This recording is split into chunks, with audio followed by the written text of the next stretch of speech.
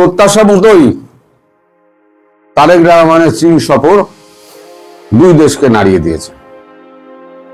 গতকাল Marco Rubio phone করেছিলেন doctor জয়শঙ্করকে, মানে ওদের বিদেশমন্ত্রী মার্কো রুবিও, আমাদের বিদেশমন্ত্রী ডক্টর জয়শঙ্করকে।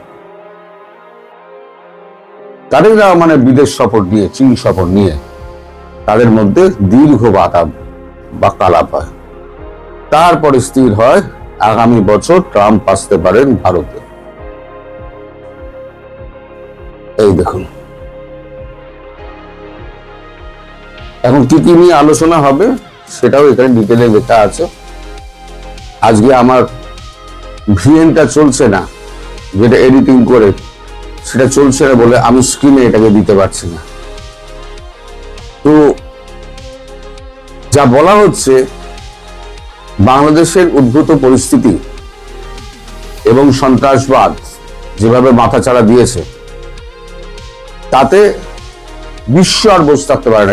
এটা মার্কো রুবিওর কথা। বিশ্ব আর বসে থাকতে পারে না। বিশ্বের কাছে একটা বার্তা যাচ্ছে যে একটা দেশ ধীরে ধীরে সিরিয়া, লেবাননের দিকে পৌঁছে যাচ্ছে। এতে ভারতের উদ্বিগ্ন হওয়ার যথেষ্ট কারণ আছে। আমরা বুঝি অবস্থার সৃষ্টি তো আপনারাই করেছেন, সৃষ্টিকর্তা আপনারা। কথা শোনাতে ছাড়েনি, সৃষ্টিকর্তা তো আপনারাই। আপনারা তো ধোয়া তুলসী পাতা নন। আপনারা এই সমস্ত কর্মকাণ্ড করে সিআইএ কে দিয়ে, ডোনাল্ডকে দিয়ে একটা সরকারকে উচ্ছেদ করে একটা শান্ত দেশকে আপনারা অশান্ত করে দিয়ে এখন আপনারা ভারতের সঙ্গে আলোচনা করার জন্য আসতে চাইছেন। আসুন, তাতে আমাদের কোনো আপত্তি নেই। মার্কো রুবিও ওই পথে আর না গিয়ে তারপর বলেন চীন সফরকে আপনারা কিভাবে দেখছেন, মানে তারেক রহমানের চীন সফরকে। তখন মার্কো রুবিও জয়শঙ্করজি বলেছেন যে এখনো এই বিষয়ে তো তেমন কোনো চুক্তি তো হয়নি, যেমন তিস্তা মহাপ্রকল্প, সে বিষয়ে কোনো চুক্তি হয়নি, বিমান কেনা নিয়ে চুক্তি হয়নি। তাছাড়া দেশটা ঋণে ডুবে আছে। যদি এই সমস্ত চুক্তি হয়ও, বিনা পয়সায় তো হয় না। আর আমি যেটা বলেছিলাম আপনাদের, একদিনে আমি টাকা দিলাম দিয়ে 17টা কি 20টা বিমান নিয়ে এলাম, তা তো হয় না। আমরা রাফেল কিনছি 24টা না 36টা। এই রাফেল 2036-এ গিয়ে আমাদের ডেলিভারি হবে, মানে একটা দুটো করতে করতে 2036-এ আমাদের পুরো ডেলিভারি কমপ্লিট হবে। টাকা দিলেই হলো না। টাকা দেওয়ার পরবর্তী সময় এটা তো গাড়ির শোরুম নয় যে এটা সাজিয়ে রেখে দেবে। যুদ্ধ বিমান দিয়ে কি হবে? ভারতের সঙ্গে লড়বে নাকি মায়ানমারের সঙ্গে লড়বে? কার সঙ্গে লড়বে? বাংলাদেশ সেনাবাহিনীর কি সেই শক্তি রয়েছে, সেই গোলা বারুদ রয়েছে? সে প্রশ্নকে আমি দূরে ঠেলে রাখছি। এখন বর্তমানে যে অবস্থার সৃষ্টি হয়েছে, আমি কালকে যেটা থাম্বনেইলে দিয়েছিলাম যে বাসে তেল লাগানো হচ্ছে, দেখুন তেলটা কিন্তু লাগানো হচ্ছে। এখন কিন্তু এই তেল কিন্তু মাস এখন কিভাবে পশ্চাৎ দেশে পতিত হবে সে আমি জানি না। তবে কিছু একটা বড় সড়ো হতে পারে। ট্রাম্পের আসার কথা ছিল নভেম্বর অথবা ডিসেম্বরে, কিন্তু সেই সময়তে তার আগে পরে বেজিং এর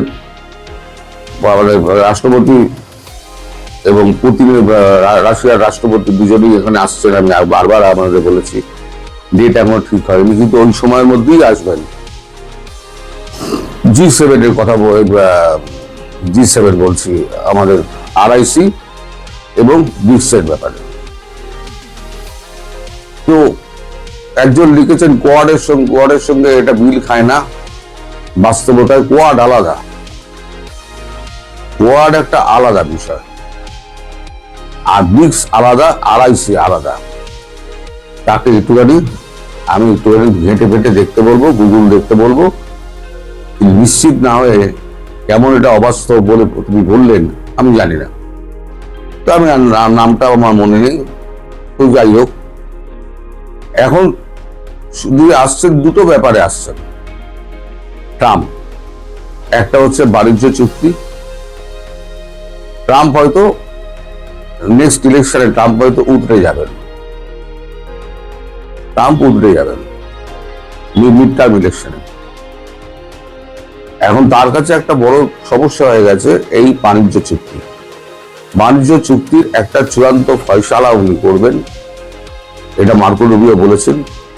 আর দ্বিতীয় হচ্ছে, এবার মুখে নয়, এবার চুক্তি করা হবে বাংলাদেশ এবং বাংলাদেশের ব্যাপারে ভারত ও আমেরিকার মধ্যে লিখিত চুক্তি, মানে যৌথভাবে একটা সিদ্ধান্ত নিয়ে বা একটা কিছু করে বাংলাদেশকে ঠান্ডা করা। এটা হচ্ছে মোটামুটি ট্রাম্পের সফরের যে বিবরণী, সেই বিবরণী এই কাগজটার মধ্যে লেখা রয়েছে। যে কাগজটা আমি বারবার পড়লে পরে অনেকেই আমাকে বলে যে আপনি বারবার পড়ে সময় নষ্ট করেন, আপনি নিজের ভাষায় বলুন না। আমি ওই জন্য তাদের কথা, দর্শকরা হচ্ছে ভগবান, তাদের কথা সবসময় শুনতে হবে। দর্শক যদি বলে আপনি সারাংশ বলুন, আমি সারাংশই বলে দেবো। দর্শক যদি বলে না আপনি পেপার কাটিং দিয়ে আমার দেখা, যদি আজকে আমি দিতে পারবো না কারণ ভিএনটা খারাপ মানে কি, ওটাকে আনইনস্টল করে আবার ইনস্টল করতে হবে, নইলে পরে গন্ডগোল হচ্ছে। তো তারেক রহমান তো পেলেন না কিছুই হাতে এলো না। কিছু প্রতিশ্রুতি এসছে, যে প্রতিশ্রুতি বাস্তবায়ন হওয়া অত্যন্ত কঠিন। আর কিছু বাজে প্রতিশ্রুতি, মান্ডারিন ভাষা শিখে কি হবে? কর্মসংস্থান, আমরা বৈদ্যুতিক সহযোগিতা, মান্ডারিন ভাষা শিখে কি হবে? কর্মসংস্থানের ব্যাপারটা আপনি শিখে তুলে রাখুন। কারণ চীনে এখন যে অর্থনৈতিক অবস্থা, বিভিন্ন আছে ভুতুরে সিটি হয়ে রয়েছে, ফ্ল্যাট বিক্রি হচ্ছে না, ব্যাংকগুলো দেউলিয়া হয়ে গেছে। চীনের অবস্থা কিন্তু, অর্থনৈতিক অবস্থা কিন্তু খুব ভালো নয়। সেক্ষেত্রে চীন যে টাকা দেবে না, সে কথা কিন্তু আমি আগেই বলেছিলাম। এখন যতই আপনাদের সরকার, বাংলাদেশ সরকার যতই ড্রাম পেটাক না কেন, বাস্তবতা এটা যে আপনাদের মূলও ধরিয়ে দিয়েছে। কিন্তু এবার সব থেকে বড় কথা হচ্ছে, সে সর্বনাশের একেবারে গোড়ায় ঘা দিয়ে দিয়েছে, মানে দুই সাপের মাথায় পা তুলে দিয়েছে, বিষধর সাপের। ভারত একটু ধীরে করে, কিন্তু আমেরিকার ধৈর্য নেই। আমেরিকা যা করবে ধারাদ্দার করবে। ভারত আস্তে আস্তে একটা রাজনৈতিক নেতাকে ওখানে দিয়েছে, এরপরে নেপালে ওখানে পাঠাবে, ওখানে একজন রাজনৈতিক নেতাকে পাঠাবে।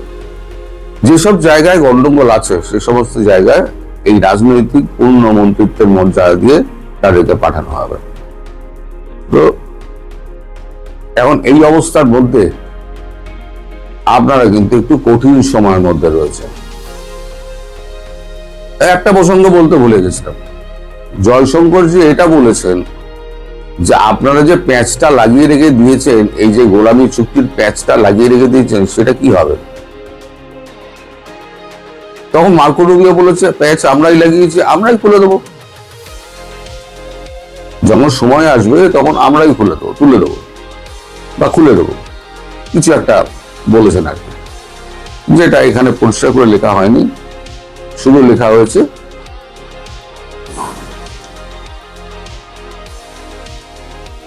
গোলামী চুক্তির ব্যাপারে যেটা বলা হচ্ছে, সেই চুক্তি আদতে থাকবে কি থাকবে না সেটা নিয়ে আগামী দিনে কথা হবে বলে মার্কো রুবিও মন্তব্য করেছেন। এখন তার মানে আপনার দেশে যে গোলামী চুক্তি, আমেরিকার গোলামী চুক্তি রয়েছে, সেই গোলামী চুক্তি থেকে বের করে আনতে পারে একমাত্র ভারত। এই যে ভারতকে দিনরাত গালাগাল করছেন, দিল্লি না ঢাকা এই করে চিৎকার করে যাচ্ছেন, এখন হলো কি?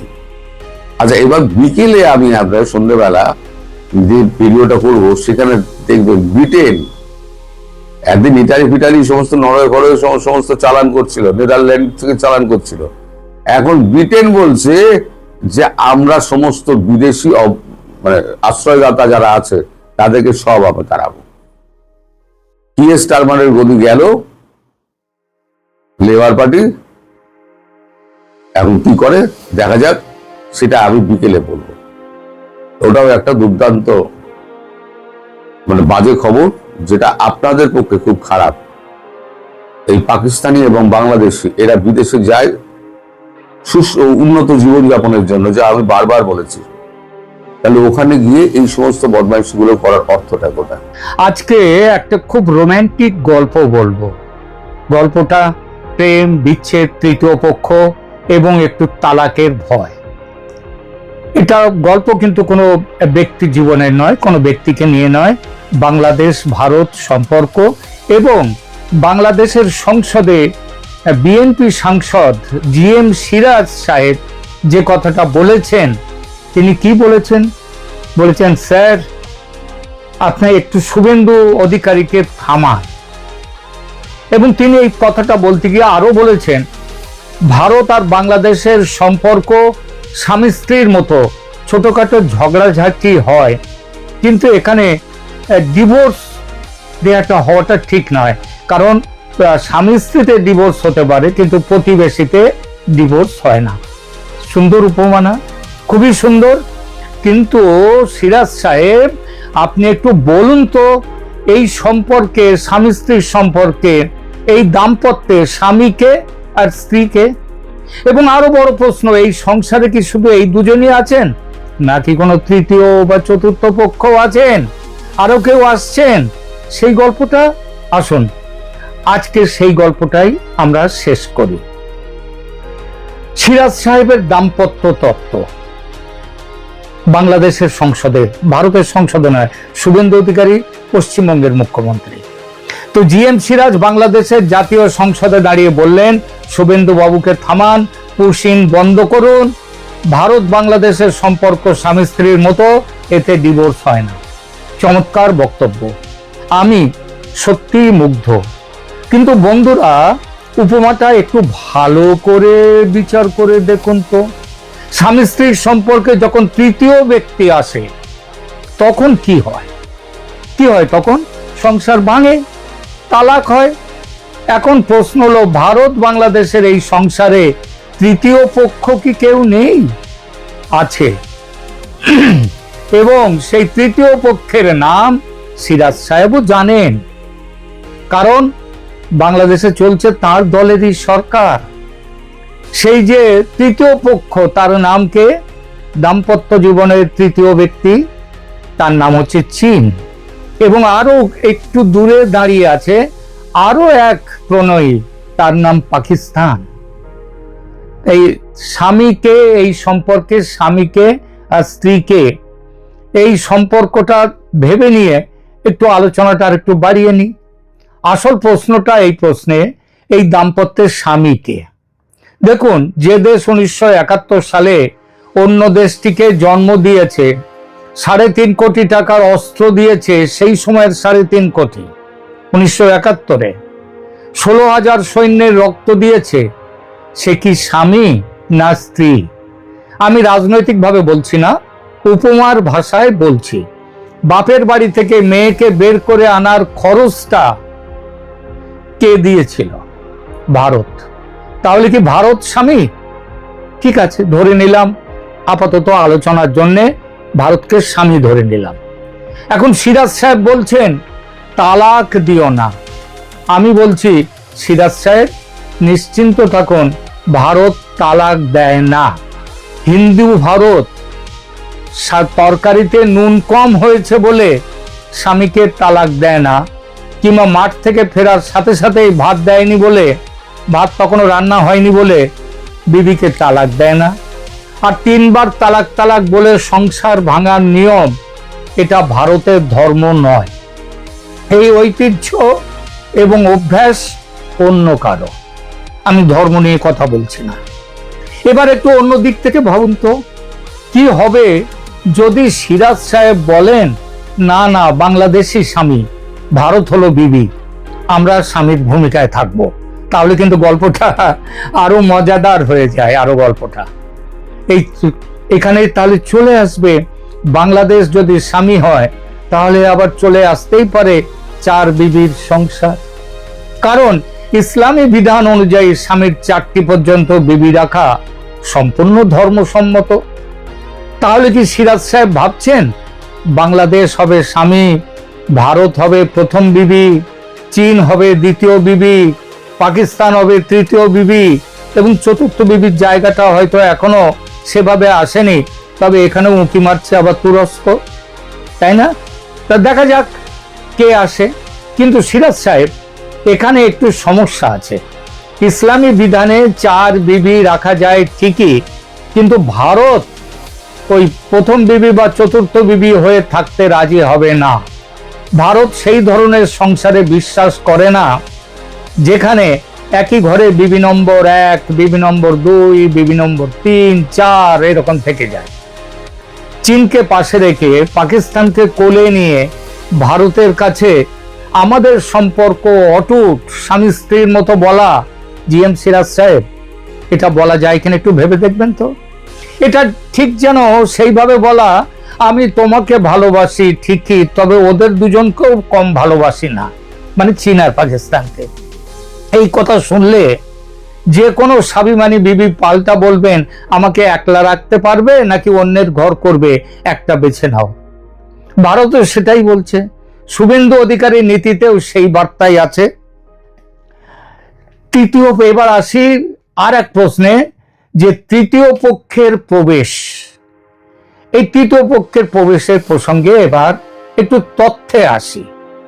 বাংলাদেশ এখন চীনের সঙ্গে গভীর বন্ধুত্ব করছে। চট্টগ্রাম বন্দরে চীনের বিনিয়োগ, কর্ণফুলী টানেলে চীনের ছাপ, মোংলা বন্দর ভারতের হাত থেকে কেড়ে নিয়ে চীনকে দেয়া, সামরিক সহযোগিতায় চীনের আগ্রহ, এবং সবার অজানা নয় যে পাকিস্তানের সঙ্গেও নতুন করে সম্পর্ক তৈরি। সেই সম্পর্ক তৈরির চেষ্টা চলছে নয়, সেই সম্পর্ক অনেক দূর এগিয়ে গেছে।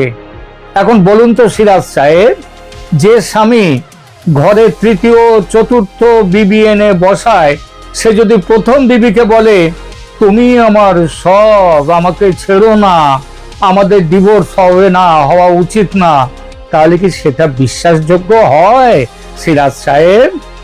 নাকি সেটা একটু কূটনৈতিক সান্ত্বনা? ভেবে দেখুন, ভেবে দেখুন। এবার বলি, শুভেন্দুকে থামান। শুভেন্দু ফ্যাক্টরটা তাহলে কি? আসি সেই প্রসঙ্গে। পশ্চিমবঙ্গে নতুন মুখ্যমন্ত্রী শুভেন্দু অধিকারী বলেছেন, অবৈধ অনুপ্রবেশকারী ধরলে তাদেরকে সরাসরি পুশব্যাক করে দেয়া হবে, জেল নয়, সীমান্তে পাঠিয়ে দাও বিএসএফ কে, বিএসএফ তাদের পাঠিয়ে দিক জিরো, মানে কাঁটা তারের বেড়ার ওপারে। এটাতে বাংলাদেশের সংসদ উত্তাল কেন?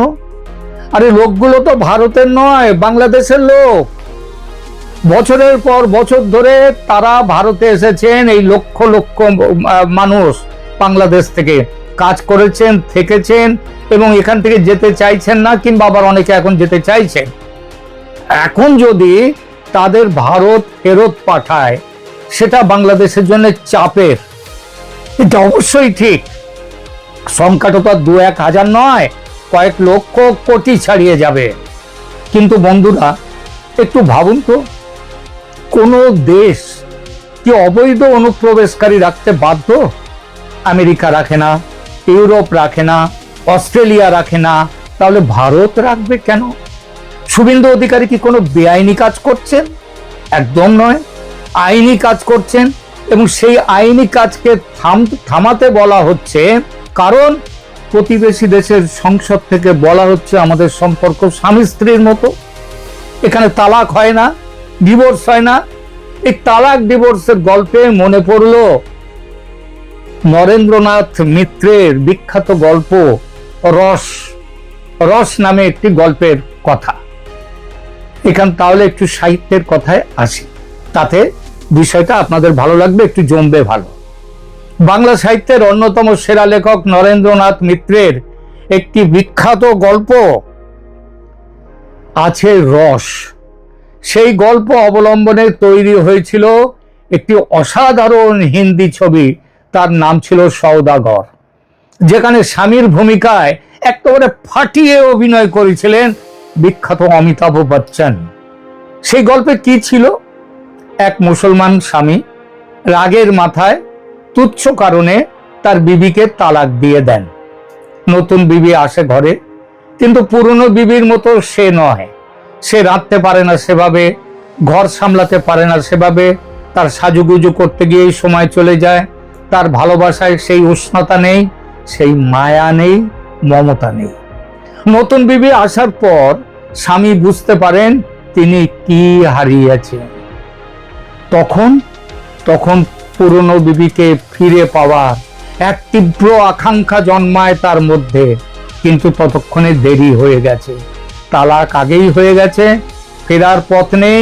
ফেরার আবার যে পথটা আছে, সে পথ ওই স্ত্রী আর একজনকে স্বামী করবে, তার সাথে শয্যা ভাগ করবে, তারপর সে তালাক দিলে তারপরে আবার এর সংসারে আসতে পারবে। এটা এই স্বামীও সহ্য করতে পারেনি। এবার এই গল্পটাকে ভারত বাংলাদেশের প্রেক্ষাপটে দেখুন। বাংলাদেশ যদি সত্যি স্বামী হয়, ভারত যদি সত্যি বিবি হয়, তাহলে বলতে হবে এই স্বামী রাগের মাথায় অনেক কিছু করে ফেলেছেন, অনেক অন্যায় করে ফেলেছেন।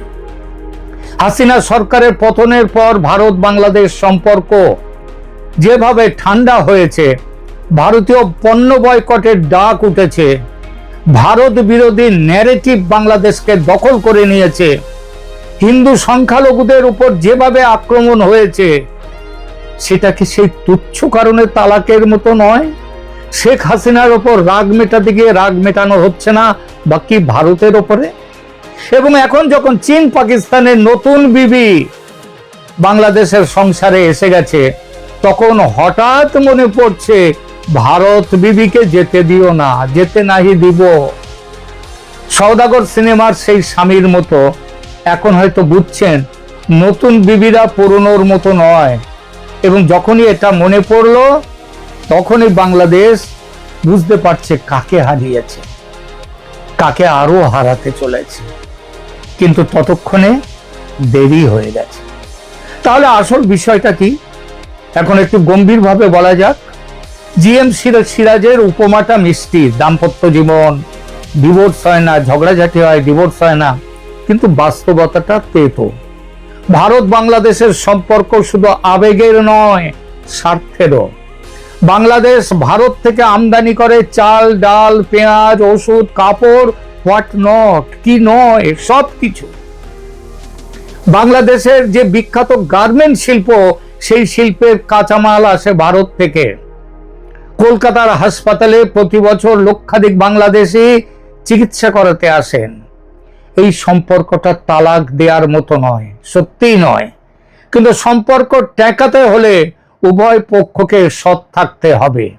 চীন বলল বাংলাদেশে হাসপাতাল তৈরি করবে, ঢাকাতে আরো অন্যান্য জায়গায় একেবারে স্টেট অফ দ্য আর্ট হাসপাতাল হয়েছে তৈরি। সেই হাসপাতাল শুরু হয়েছে, সেই হাসপাতাল তৈরির কথা ব্যাপার শুধু হয়নি, কিচ্ছু হয়নি, হবেও না। শুধু ভারতকে থামতে বলে আর নিজেরা চীন পাকিস্তানের দিকে ঝুঁকে চলবেন, এই দুটো একসাথে হয় না, চলে না। তো বন্ধুরা, সিরাজ সাহেবকে আমার একটাই কথা শেষে, আপনি বলেছেন প্রতিবেশীতে তালাক হয় না, সঠিক কথা, কিন্তু এই সংসারে কটা বিবি রাখতে চাইছেন সেটা ঠিক করুন আগে।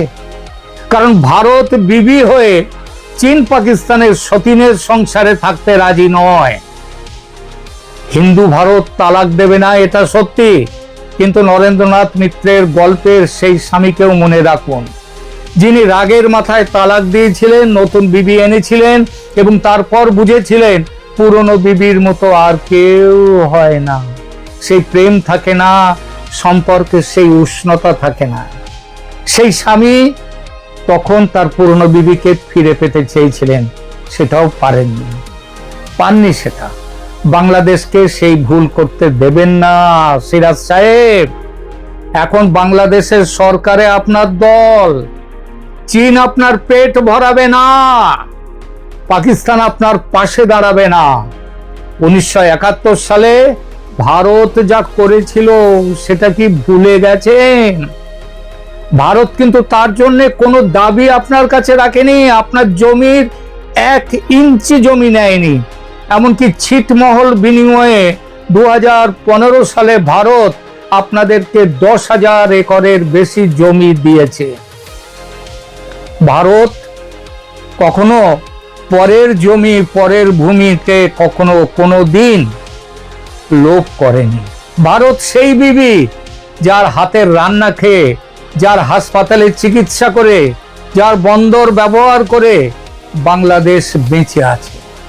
তাই শেষ কথা একটাই, এই সংসার টেকাতে চাইলে ওই সতীনের সংসার বন্ধ করুন।